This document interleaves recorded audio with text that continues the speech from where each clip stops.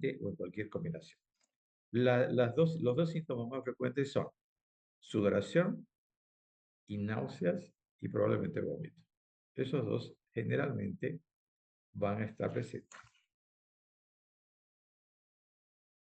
El infarto indoloro, entonces, además del infarto típico, digamos así, con dolor típico, con una clínica conocida, puede haber infarto indoloro. En pocos pacientes no hay dolor o es menor y es cubierto por las complicaciones inmediatas. Hasta 25% de los infartos se detectan en el electrocardiograma regular sin que se haya presentado un episodio agudo que pueda recordarse. ¿Qué quiere decir? Y quiere decir de que un paciente ya tuvo infarto, pero no se dio cuenta. Y ya cuando se hace un electro de rutina, ahí se lo puede detectar. ¿Cuáles son las personas que generalmente no sienten dolor? Las personas muy mayores y las personas que tienen diabetes. Otros síntomas, muerte súbita y arritmias tempranas. Cerca de 20% de pacientes con infarto de miocardio morirá antes de llegar al hospital, generalmente en la primera hora y se debe principalmente a fibrilación ventricular. Entonces, los infartos, por más que sean pequeños, pueden ocasionar complicaciones, y en este caso las arritmias. Y el paciente va a morir por una arritmia, por una parada cardíaca, pero previo va a tener una intrasistolia ventricular, taquicardia ventricular, fibrilación ventricular. Entonces, por las enzimas que van a exteriorizarse por la necrosis. Entonces, la cardiopatía coronaria es una de las patologías que produce mucho más arritmias. En general, es una de las que produce con mayor frecuencia arritmias y graves. Signos. Los pacientes suelen parecer ansiosos y a menudo sudan profusamente. La frecuencia cardíaca puede variar desde bradicardia importante hasta taquicardia causada por aumento de la actividad del sistema simpático con gasto cardíaco bajo o arritmia. Entonces, todo va a depender del el lugar o la arteria que se cierre. Si es la arteria o rama de la arteria coronaria derecha, hay posibilidad de que haya una bradiarritmia. Y también, si es una arteria de rama de la descendente anterior, por ejemplo, va a lesionar el ventrículo izquierdo. Mientras mayor calibre tenga la arteria, va a producir una disminución importante de la capacidad de contracción. Por consiguiente, va a disminuir la fracción de eyección. El gasto cardíaco, o sea, el volumen minuto, también va a disminuir y también pueden aparecer las arritmias. La presión arterial puede ser alta, más en hipertensos previos o baja en pacientes con shock. Generalmente, recordemos de que la presión alta o la hipertensión es uno de los factores de riesgo para coronariopatía, igual que la diabetes. Por eso, generalmente, si es en primera instancia o el infarto no es muy grande o extenso, vamos a encontrar hipertensión arterial todavía. Pero si el infarto es extenso y lo encontramos después de algunas 2 horas al paciente, puede tener ya hipotensión por el trastorno del miocardio que va a disminuir la capacidad contráctil. Por consiguiente, puede haber hipotensión y algunos signos de hipotensión, y la hipotensión tiene varios grados también, igual que la hipertensión. Entonces, si es una hipotensión importante, puede llegar al shock. La insuficiencia respiratoria suele indicar insuficiencia cardíaca. O sea, ahí a veces es difícil tomar en cuenta o tener en cuenta o darse cuenta de del problema respiratorio. ¿Por qué? Porque puede ser un paciente que ya tenía problemas respiratorios crónicos. Sin embargo, si no tenía, y a veces es difícil preguntar porque es rápido el interrogatorio que se hace, entonces, si tiene signos respiratorios, van a ser consecuencias del infarto. Puede haber fiebre en general de grado bajo después de 12 horas y persistir por varios días. O sea, como si fuera un proceso inflamatorio o infeccioso.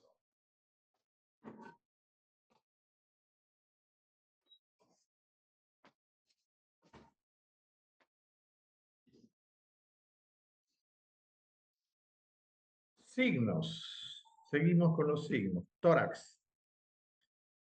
Vamos a auscultar tórax. Por supuesto que vamos a hacer la semiología en lo posible completa. Inspección, palpación, percusión, auscultación. Pero en ese momento, nosotros tenemos que optimizar nuestro examen físico. Quiere decir, hacerlo en el menor tiempo posible, pero tratando de obtener la mayor cantidad de datos posibles para confirmar nuestro diagnóstico. Tórax. Campos pulmonares limpios es signo de buen pronóstico. Eso no quiere decir que cuando auscultamos y no hay nada en pulmón, no hay congestión, no hay estertores crepitantes, probablemente no va a haber. No es cierto. Tenemos que estar pendientes porque el infarto está en evolución. Puede empeorar. Estertores basales son comunes y no siempre indican insuficiencia cardíaca. Los estertores crepitantes de las bases, eso quiere decir, pueden existir, pero no siempre van a indicar que está en insuficiencia cardíaca. Tenemos que pensar de que el paciente puede que haya estado acostado, digamos, más tiempo del que se debe, ¿no? Y este, tener algún proceso inflamatorio común, digamos, frío. Pero claro, no siempre son crepitantes lo que da resfrío, sino subcrepitantes. Pero uno, en ese momento de emergencia, puede confundirse. Estertores más intensos y sibilancias sugieren edema pulmonar. La sibilancia en estos casos es lo que también se denomina asma cardíaca, porque este, hay un infiltrado de líquido alrededor de los alveolos y eso va a ocasionar, y de los bronquiolos, va a dificultar el paso del aire. O sea, se van a cerrar un poco los bronquios. Y estertores más intensos quiere decir que hay una mayor congestión. En corazón, ¿cómo sería la semiología? El examen cardíaco tal vez no sea muy anormal en general. A menudo un impulso ventricular localizado anormalmente representa la región discinética infartada. Eso es difícil de detectarlo, porque tendría que ser un infarto grande. Y para que haya un infarto grande, tiene que haber muchos signos de disminución de la capacidad de contracción con insuficiencia cardíaca. Entonces, esta parte de aquí yo no estoy de acuerdo. Cuando dice a menudo un impulso ventricular localizado anormalmente representa la región discinética infartada. No, yo creo que es mejor no pensar en eso, porque generalmente el infarto grande va a dar otros síntomas, no tanto que se desvíe un poco la punta, por ejemplo. Esto se da más en infartos ya antiguos, donde ya hay un aneurisma, o si quizá un infarto antiguo que reinfartó en otro lado. Ahí sí, pero un infarto agudo, primer infarto, difícil. La distensión de la vena yugular refleja hipertensión auricular derecha. La distensión de la vena yugular refleja hipertensión auricular derecha. ¿Qué significa eso? Cuando hay congestión venosa del cuello, quiere decir que esa sangre que retorna al corazón no está pudiendo entrar rápido o con la velocidad que debería. Se está quedando un poco hacia atrás. Por consiguiente, se va a ingurgitar. O sea, va a haber mayor cantidad de sangre que se queda en las venas yugulares, produciendo una mayor distensión. Entonces, la distensión de la vena yugular refleja hipertensión auricular derecha. ¿Significa qué? Significa que ese ventrículo derecho no está haciendo su papel. Ese ventrículo derecho está teniendo problemas. Por eso la sangre que venía de la cabeza, que quiere entrar a la aurícula derecha y que quiere pasar al ventrículo derecho, no pasa con normalidad. Se va a ver un retardo en ese paso. Por lo siguiente, va a haber una presión hacia atrás. Lo que puede indicar infarto de ventrículo derecho, por ejemplo. Falló el ventrículo derecho, no tiene capacidad para expulsar la sangre, normalmente.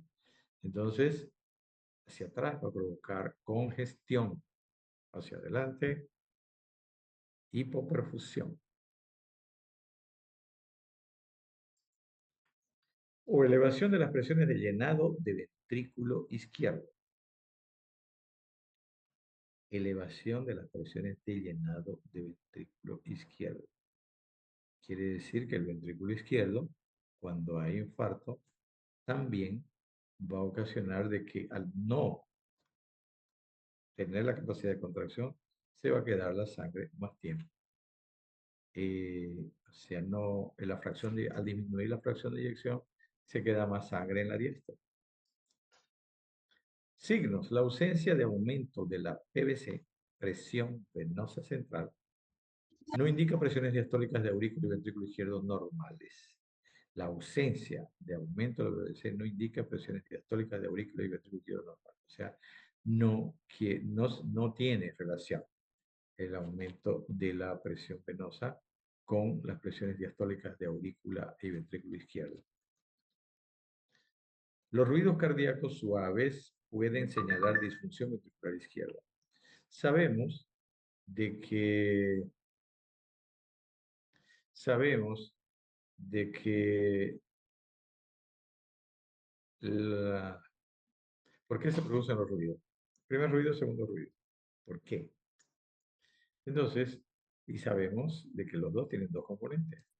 Y más o menos, si la persona no tiene características como para tener ruidos apagados,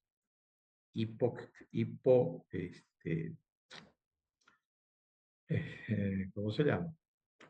Que no se escucha bien. Hipoacusia, poco. ¿Quién es esa Teresa? Está en esta Teresa, ¿quién es? Está en el grupo. ¿Alguien la conoce?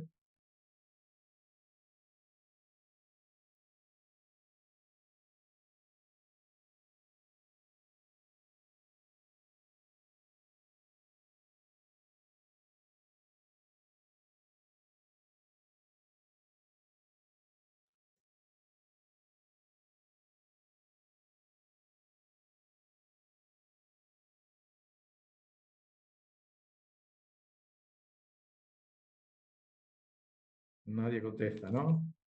Quiere decir de que no hay nada que hablar. ¿Y por qué se ha metido entonces esa chica? O debe ser pariente de alguien que está con, bueno, pero tendría que estar su nombre, ¿no? Los galopes, los ruidos suaves pueden señalar disfunción ventricular izquierda. Quiere decir que el ventrículo no tiene capacidad para enviar sangre hacia adelante y por consiguiente, por ejemplo, el cierre de la sigmoidea aórtica va a ser suave porque el volumen que vuelve no va a cerrar bien, no va a cerrar con violencia la válvula. Los galopes auriculares R4 son la regla y los galopes ventriculares R3 son menos comunes e indican una difusión significativa del ventrículo izquierdo. Galopes auriculares, ustedes en el anterior examen, algunos confunden galope con cuarto ruido, tercer ruido, no quiere decir. Es un ritmo en tres tiempos el galope, pero tiene otra característica más. Tiene que ser por encima de 100 por minuto. Si hay ritmo en tres tiempos y no es mayor de 100 la frecuencia, no es galope. Entonces eso tiene que estar bien definido, tiene que tener bien reconocido. Entonces, ¿por qué el cuarto ruido? Sabremos cuáles son las características del cuarto ruido. ¿Cuándo se produce el cuarto ruido? A veces ponen también de que cuarto ruido es eh, porque está dilatada la aurícula, contracción auricular. Pero contracción auricular, ¿y qué más? Con un ventrículo rígido. Eso es.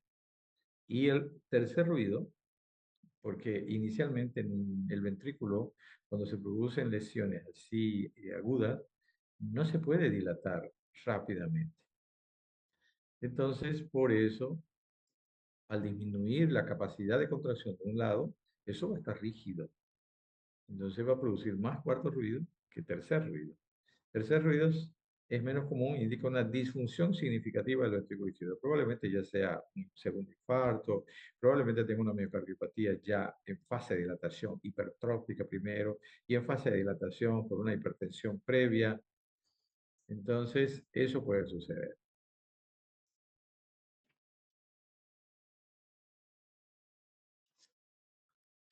Muy bien.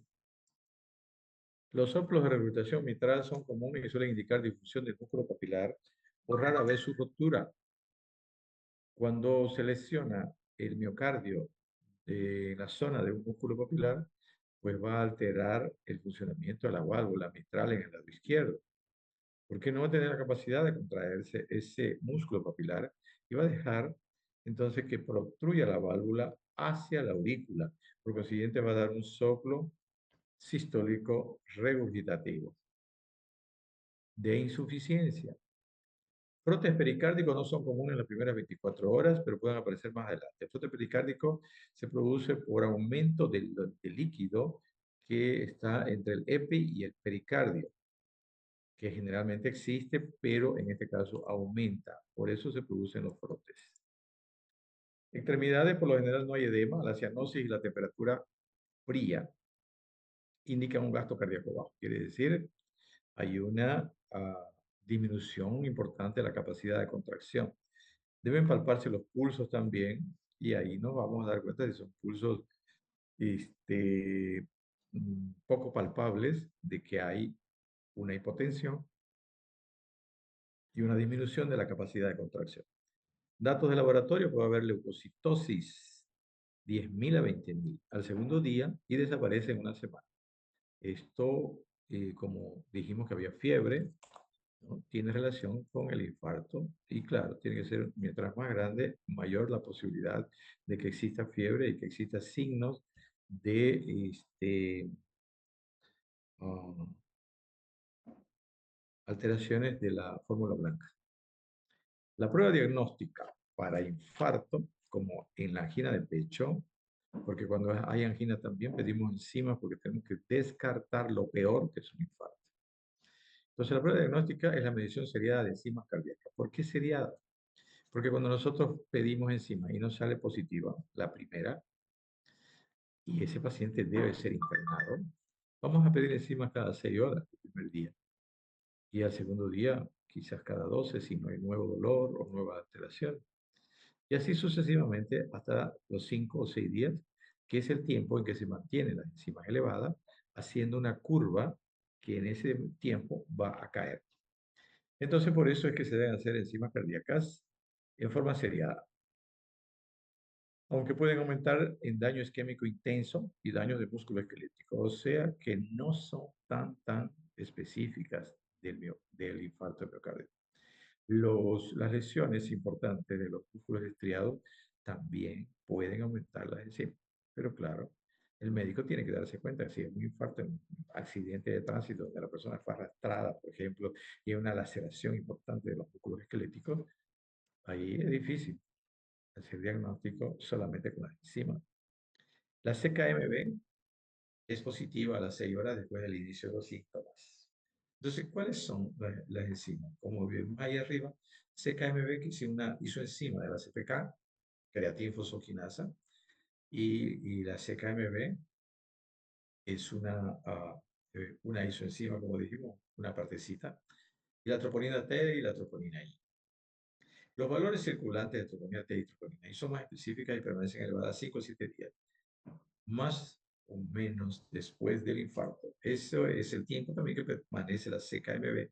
Solo esos dos tipos de enzimas se piden, ya antes se pedían otras enzimas.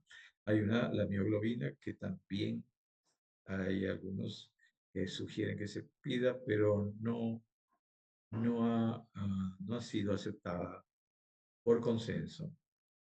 El electrocardiograma, el grado de normalidad del electrocardiograma, proporciona solo una no es un estímulo aproximado a la magnitud del infarto, sino un factor de más de la magnitud del infarto. O sea, no es tan exacto, quiere decir.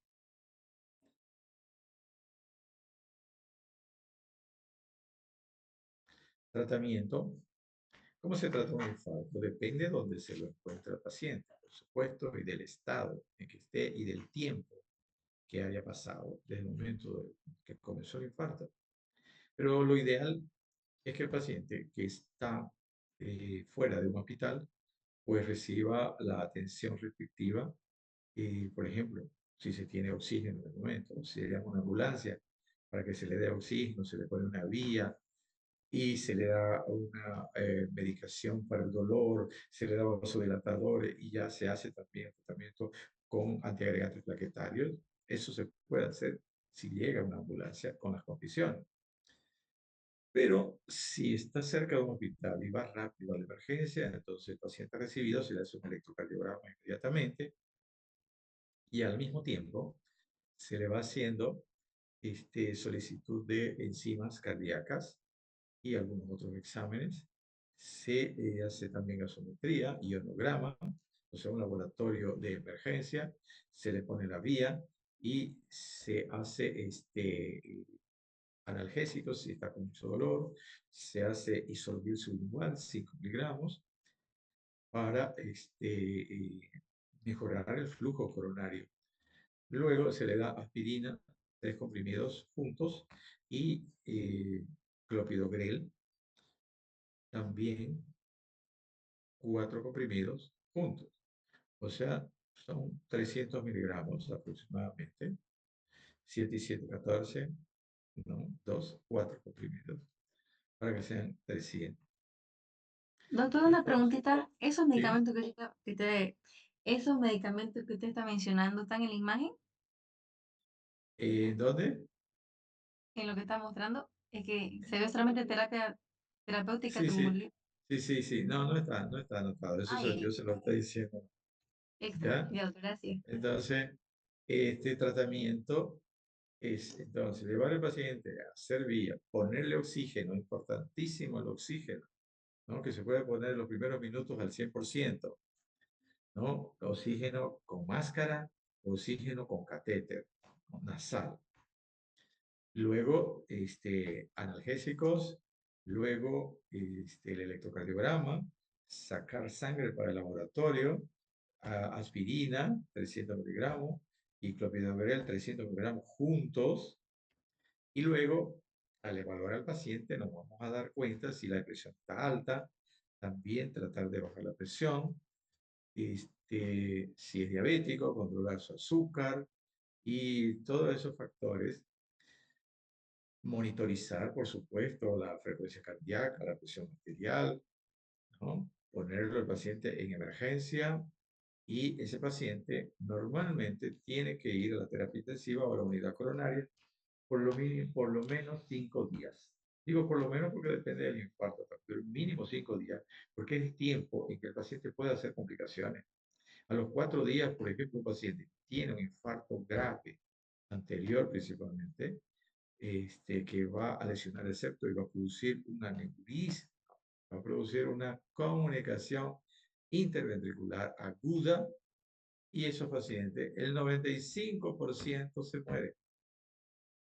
Entonces, por eso que ese paciente debe ser observado, debe ser internado en terapia intensiva o en unidad coronaria para controlarlo permanentemente, si no tiene arritmia, si no hace insuficiencia cardíaca, ¿no?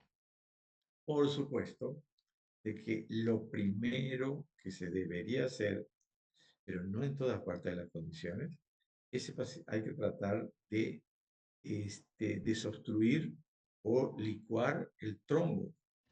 ¿Cómo? En un lugar donde no hay eh, cateterismo cardíaco, se tiene que hacer la terapéutica trombolítica. Esa terapéutica trombolítica se hacía con estreptoquinasa y a veces, cuando no hay otra, también se hace. Pero produce algunos problemas colaterales y no siempre da resultado. Solamente que a no hacer más nada, hay que hacerla. Lo único que la ampolla, directamente endovenosa, la ampolla pues,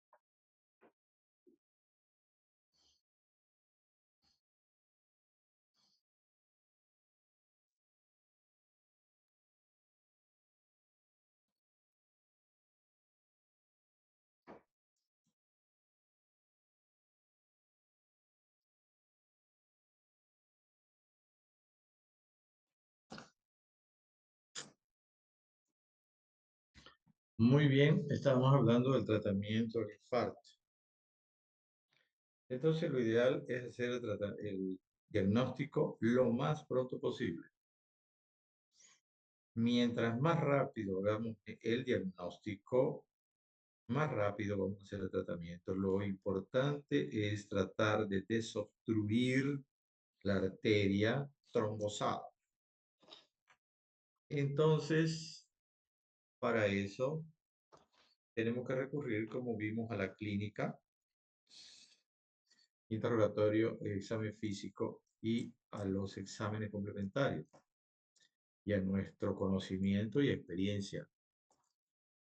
Y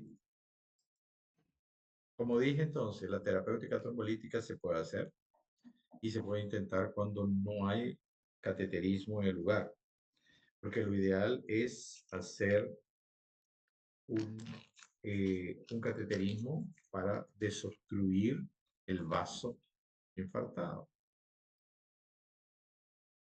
Y tiene que ser en lo posible dentro de las 6 horas posterior al dolor. Lo que sucede es que no siempre se consigue eso porque los pacientes demoran en asistir al hospital, más si son hombres. Los hombres no quieren aceptar nunca de que están enfermos y eso complica y muchas veces define una situación, se vuelve más grave. Así que es importante eso, mientras más precoz el diagnóstico, tiene mayor posibilidad el paciente de tener un infarto que no sea tan grande, por lo menos, o que no infarte en realidad, si es rápido el examen que se le hace. Y al mismo tiempo, al hacer un examen que introduzca alguna sustancia para que licúe el coágulo, se va a realizar también en ese momento lo que se denomina angioplastía transluminal coronaria. Quiere decir de que se infla un globito que se llama balón en el catéter, se abre el vaso y se deja un instrumento que se llama stent, que es es como este, ¿cómo se llama esto? Como un espiral que se expande en el momento de colocarse. ¿Para qué? Para evitar que la arteria se vuelva a cerrar. Y claro, está fabricado con elementos que, que van a evitar que se produzca nuevo infarto en la zona. Ese sería lo ideal en el tratamiento del infarto. Si no, la terapéutica trombolítica, como digo, que se hace con estreptoquinasa, que no siempre da resultado, o que ya casi no hay, se hace también con arteplase, que es otra sustancia que también se utiliza, pero una ampolla costaba antes cuando el dólar estaba 7, costaba 3.000 bolivianos. Entonces, pero para salvar la vida, ahí habría que buscar la forma de hacer ese tratamiento. Entonces, ese es el tratamiento del infarto. Luego de que el paciente sale de la terapia de la unidad coronaria, a los 8 días, digamos, se instaura un tratamiento a largo plazo y después de cierto tiempo se hace la rehabilitación cardíaca. Muy bien, vamos entonces a hablar de Chagas. ¿Hay alguna pregunta?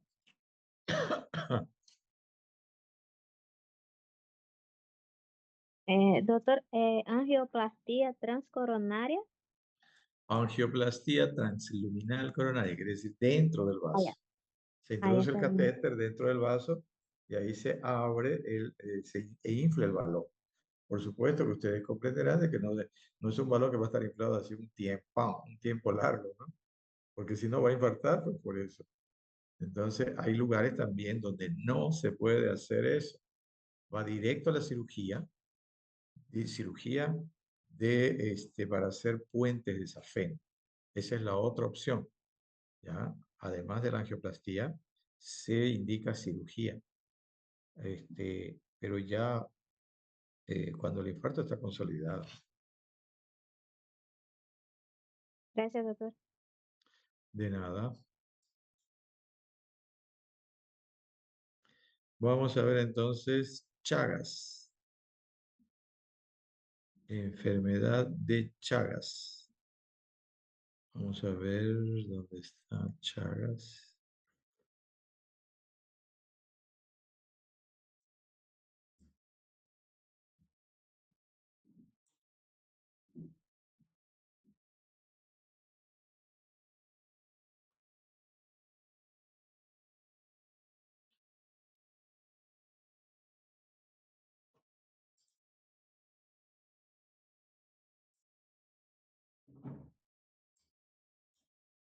Muy bien.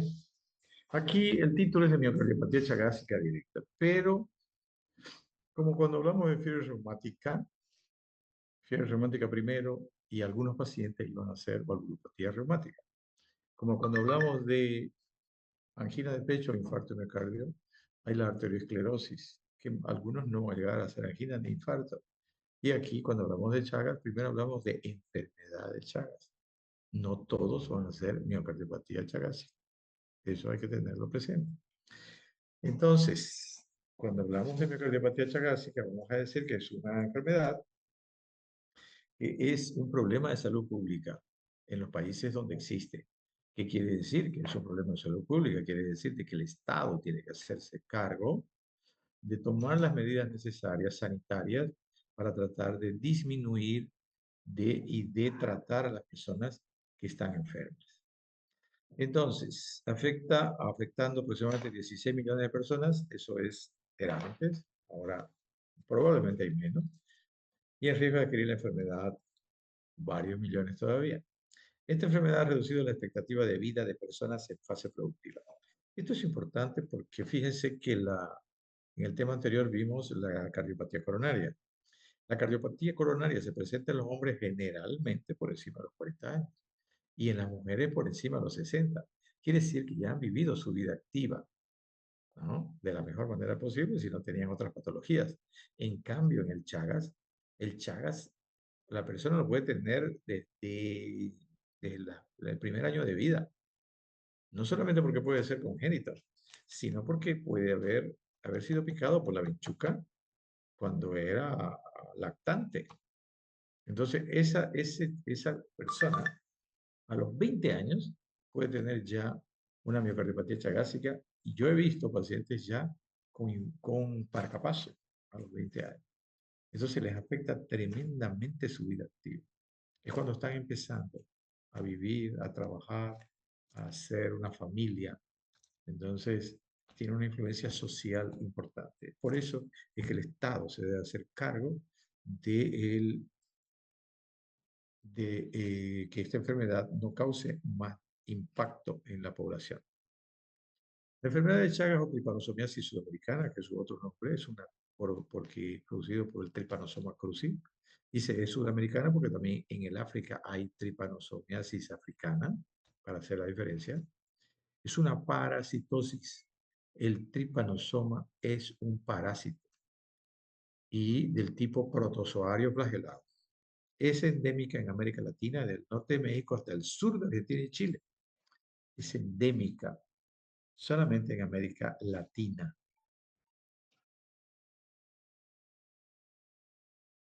Fue descubierta por Carlos Chagas en 1909 en el nordeste de Brasil. Allá se descubrió la primera vez que detectaron pacientes con Chagas y descubrieron el parásito antes de detectar la enfermedad. Clásicamente considerada enfermedad típica del área rural de América Latina, en las últimas décadas la migración rural urbana en muchas áreas endémicas por el modelo político-económico ha ocasionado que gran número de chagásicos lleguen a las grandes ciudades. Muy bien.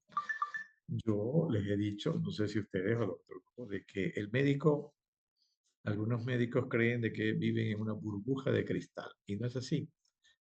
A todos nos afecta la economía y la política de un país. Si este país en la actual crisis empeora, nos afecta a todos. No vamos a tener puestos de trabajo, vamos a tener que buscar la forma de salir de Bolivia, vamos a buscar la forma de a veces trabajar de lo que sea. Entonces, nosotros tenemos que participar de la política, que no necesariamente tiene que ser inscribiéndose a un partido político, pero tenemos que opinar, tenemos que conocer, tenemos que informarnos, porque depende de eso para que un país salga del lugar donde está, especialmente el nuestro, que más bien va para atrás. Y en parte, claro, eso es porque la gente no participa, la gente común. Digo la gente común, no por ustedes, los profesionales no son gente común, pero lo digo así porque no son gente que está dentro de la política. Entonces, si la gente no participa, va a tener siempre un país como el que tenemos. ¿Por qué? Porque le deja la decisión a los políticos y los políticos son todos ladrones, ignorantes y transgresores de la ley. Entonces, estamos en manos de la peor gente, de los ignorantes, de los ladrones. ¿Qué esperanza tiene este país? Tenemos que participar. ¿Por qué? Porque si este país tiene una economía pésima, nosotros vamos a vivir también de esa manera. Entonces, es por eso que aquí dice, el modelo político, económico influye en la vida de las personas en el país. Entonces, todos tenemos que participar. No es que yo quiera decirles, no, que tienen que votar por tal o votar por tal. No, sino que hay que tratar de hacer algo por su presente y su futuro. No dejar que los otros decidan por uno. Entonces, es una enfermedad típica del área rural de América Latina, pero ya no están así. Ahora la gente ha habido ese cambio después de un tiempo, el cambio de esa migración que se ha venido toda a las ciudades. Digo toda porque ha sido una gran mayoría. Ha cambiado en Bolivia, ha cambiado bastante esa situación. ¿Ya? Entonces, hay gente en las ciudades que tiene Chagas, no es solamente ya en el campo. Hay gente que ha migrado de Europa y hay Chagas en Europa. Eso no quiere decir que se lleven la vinchuca también, ¿no? Pero hay personas con Chagas y pueden transmitirla como, ya vamos a ver cuáles son las formas de transmisión de Chagas.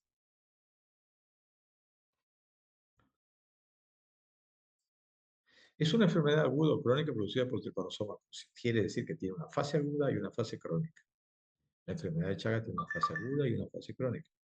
La forma aguda, la fase aguda realmente pasa desapercibida la mayor parte del tiempo, de las veces, porque los síntomas son genéricos. Ejemplo, fiebre, edema palpebral general, poliadenopatías, hepatoesplenomegalia, anemia y nódulos subcutáneos, y no siempre realmente se siente así. Porque ustedes saben que no todo es, digamos, igual. Todo tiene grados. Todo en la vida tiene grados. Solamente que se detecta, se define, se observa las características típicas. Pero sabemos que todo tiene un proceso, comienza y termina. Entonces nosotros describimos lo más característico, pero podemos encontrarla iniciando y nos vamos a ver muchos factores y al finalizar también vamos a ver otros.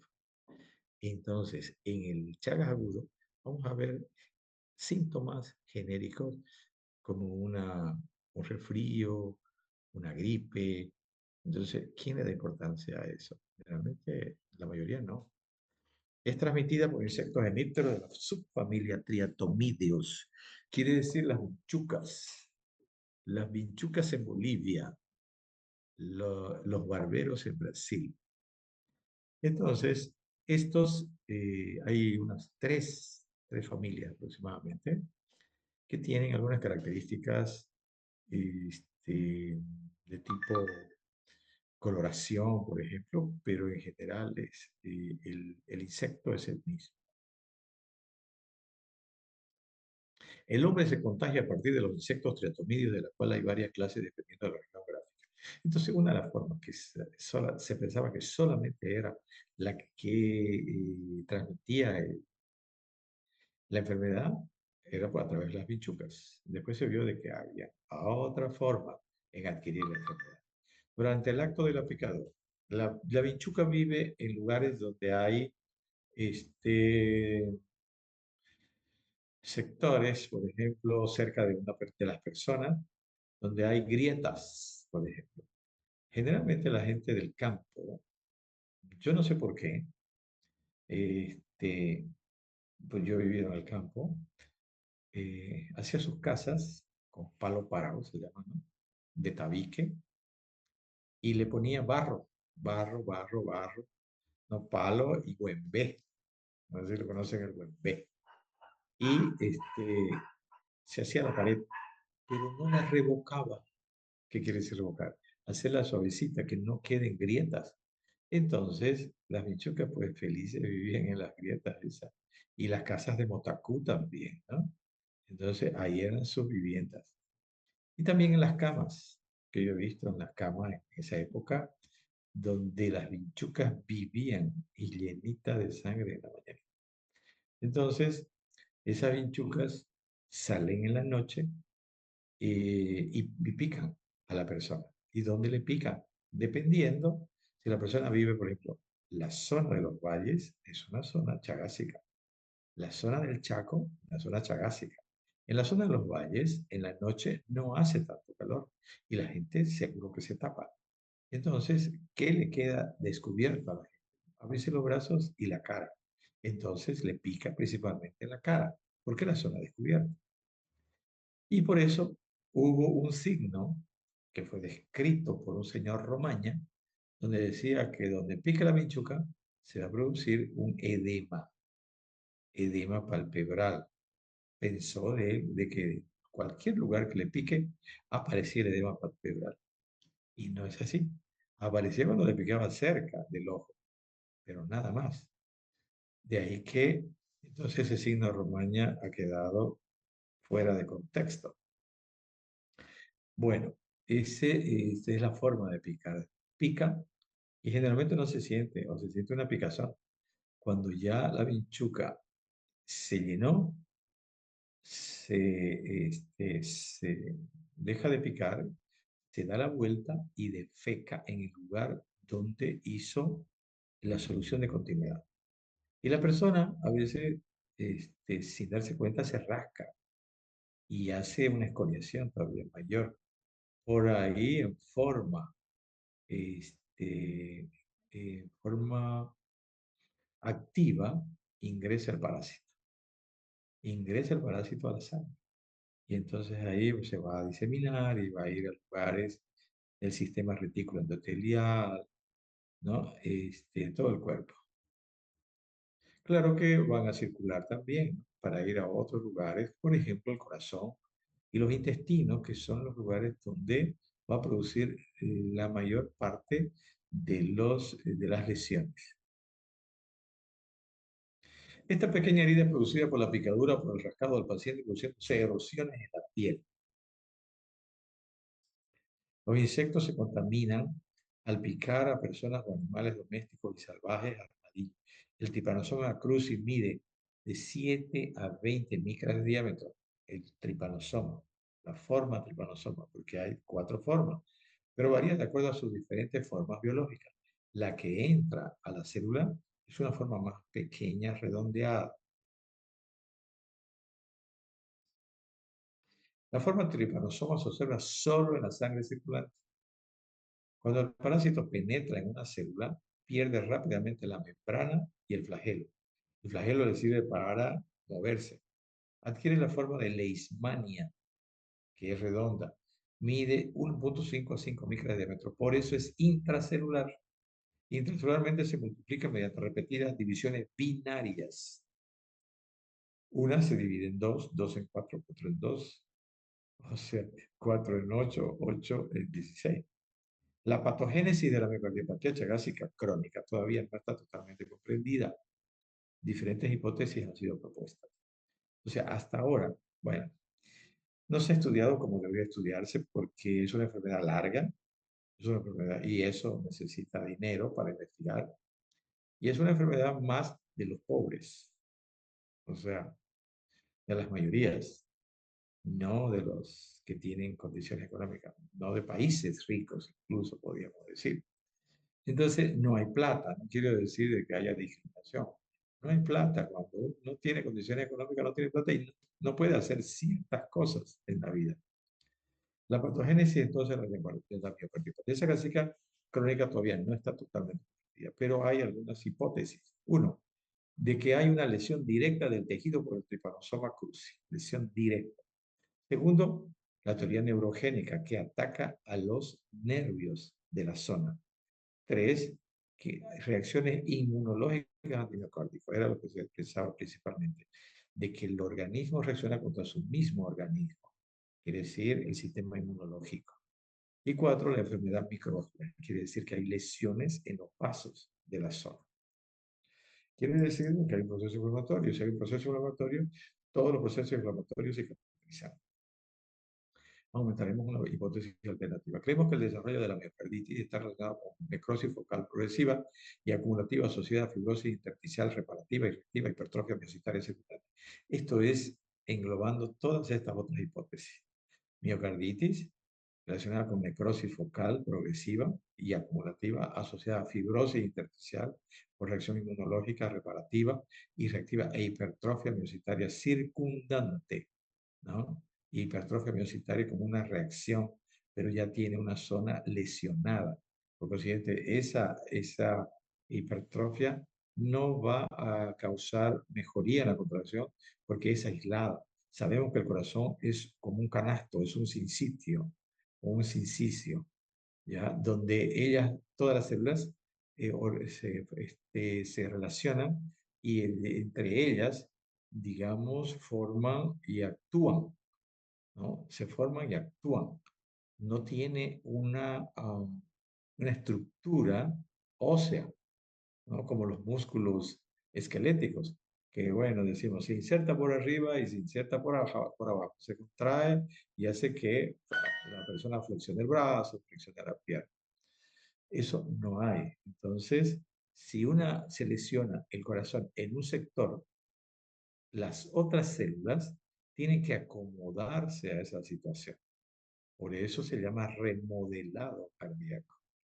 Estos procesos serían iniciados y perpetuados por factores autoinmunes y alteraciones en la microcirculación del miocardio. Esto es el resumen de las hipótesis que ya dimos. Las alteraciones intrínsecas del sistema nervioso autónomo estarían implicadas en el contexto global de la evolución clínico-patológico del cardiópata chagásico crónico. ¿Qué quiere decir? Principalmente en las lesiones que produce el tripanosoma ya en los tejidos, resumiendo, en el corazón es una miocardiopatía dilatada por todos estos trastornos que se producen en las células cardíacas y lesiones también del sistema de conducción. A veces hay mayor lesión del sistema de conducción y casi no hay lesión macroscópica de la musculatura. Por consiguiente, va a haber generalmente bloqueos de rama y bloqueos auriculoventriculares. Por eso mucha gente con Chagas llega a que se le ponga marcapaso definitivo. Y cuando hay lesiones también del miocardio, de las células miocárdicas, pues empieza a dilatarse y produce una miocardiopatía dilatada. En el intestino va a lesionar los plexos, especialmente los plexos de Meissner y de Auerbach. Y eso hace de que se trastorne el peristaltismo intestinal y produzca una dilatación y una elongación de los intestinos, especialmente el colon y el esófago. La forma aguda prevalece en niños y jóvenes y se prolonga por lo general de 20 a 30 días, con un cuadro febril de 38 a 40 grados en todos los casos, bastante irregular, anemia y un edema particular, sobre todo palpebral, con conjuntivitis, infarto ganglionar, hepatoesplenomegalia y una peculiar tumefacción de tiroides que en los niños es uno de los síntomas más precoces. Yo nunca vi. Entonces quiere decir, bueno, no quiere decir, ¿no? O sea, no tuve la suerte de ver. Entonces, pero no debe ser tan frecuente que alguien diagnostique esto. Tiene que estar pensando en eso y hacer el examen para detectar Chagas, porque si no es otra cosa, porque son síntomas parecidos, muy genéricos. Ya en la fase aguda, el corazón puede estar intensamente afectado, apareciendo disnea. Sí, todas las infecciones pueden producir miocarditis. Y no solamente las infecciones, sino también problemas químicos como la quimioterapia y todo eso pueden producir miocarditis, lesiones de la musculatura cardíaca. Entonces, en esta fase aguda del corazón puede estar intensamente afectado, apareciendo disnea o disnea. ¿Pero por qué? Porque hay un trastorno de la contracción. Se comprueba a veces dilatación ventricular con trastornos electrocardiográficos, con bloqueos y alteraciones de la onda T en la fase aguda. Eso se llama miocarditis. En algunos enfermos aparecen también manifestaciones meningoencefalíticas que junto con las cardíacas son responsables de algunos fallecimientos. Yo no he visto ni me han mostrado mis profesores de las alteraciones meningoencefalíticas específicas por Chagas. Forma crónica. Ahora pasamos a la forma crónica. En ocasiones la enfermedad adquiere un curso prolongado, especialmente en los adultos. La afectación cardíaca suele ser el rasgo predominante. Generalmente se dice, cuando afecta el corazón, afecta poco el intestino. Cuando afecta el intestino, afecta poco el corazón. Y a veces no, ¿sí, no? La cardiopatía chagásica tarda varios años en exteriorizarse clínicamente. Uno puede tener Chagas mucho tiempo y recién después de 15 o 20 años, recién va a mostrar algunos signos y síntomas. Las más de las veces aparece sin que existan antecedentes aparentes de enfermedad aguda. Ahí está. Otras veces surge de una forma aguda seguida de varios años de aparente curación o un periodo de síntomas indeterminados. Es la causa más común de asistolia y muerte cardíaca en las zonas endémicas de Sudamérica. Asistolia y muerte cardíaca. Al revés de la arteriosclerótica coronaria, incide más en sujetos de edad inferior a los 50 años. Las lesiones y su exteriorización guardan estrecha relación con la duración de la infección activa y extensión de las lesiones miocárdicas. Entonces, como dijimos, en la fase más activa de las personas es cuando esta enfermedad hace su aparición y va a trastornar, por supuesto, ese tiempo de vida que tiene esta persona. Radiológicamente se comprueba marcado agrandamiento cuando hay miocardiopatía dilatada. No es excepcional la muerte súbita. Diagnóstico: el parásito puede demostrarse en la sangre y por el procedimiento de la gota gruesa y con la reacción de Stroke. Bueno, dos situaciones: forma aguda, forma crónica. En la forma aguda, ¿cómo se hace el diagnóstico? El diagnóstico se hace por el estudio de la gota gruesa directamente al microscopio o por la reacción de Stroke, que es un centrifugado y observar al microscopio. El llamado seno-diagnóstico, que es otra prueba que ustedes han escuchado hablar, donde se le ponen cajas de ninfas, o sea, de laboratorio que no están infectadas con Chagas, a la persona, y estas ninfas extraen sangre y luego de un tiempo se las observa, ¿no? Cuando eliminan sus heces, y si hay parásito, quiere decir que la persona tiene Chagas. Esto no sirve para diagnóstico porque su sensibilidad es solamente del 50%. Entonces, hay 50 falsos positivos o falsos negativos. El llamado diagnóstico consiste en la demostración del parásito en las heces de los triatomas puestos a picar sobre los individuos infectados, hallándose el parásito en casi todos los casos agudos y en un 30% de los crónicos. La serología con las reacciones de hemaglutinación indirecta, inmunofluorescencia y ELISA tienen especificidad del 99%. Esto es lo que se debe hacer. En la fase crónica, después de 3 meses aproximadamente, se debe hacer 3 reacciones, pero solamente 2 son suficientes para tener una especificidad del 99.9%. Quiere decir que si es positiva, tiene Chagas. Si es negativa, no tiene Chagas. ¿Cuáles son? Inmunofluorescencia indirecta, hemaglutinación indirecta y ELISA para Chagas. Esas 3 reacciones, de las cuales con 2 es suficiente. Es efectivo en los casos agudos, en especial en niños. No actúa en los casos crónicos. Esto de aquí es tratamiento. Estamos hablando del benznidazol. Es efectivo en los casos agudos. Sana a la persona en los casos agudos, especial en niños. No actúa en los casos crónicos, solo se tratan las complicaciones, ya sea de la insuficiencia cardíaca o de los trastornos de conducción, marcapasos y antiarrítmicos. En nuestro medio se usa el benznidazol de 100 miligramos, 5 a 7 miligramos kilopeso por 8 semanas, ya no 4 a 6. Esto ha variado muchísimo con el tiempo. Algunos decían 4, otros 6, otros 3 meses. Algunos me han dicho que hasta, yo no le creo ya, 2 años han tomado. Entonces, pobre hígado, porque no había una definición sobre esto.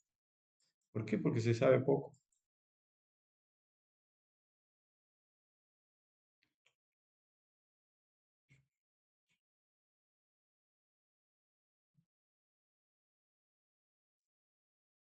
Muy bien.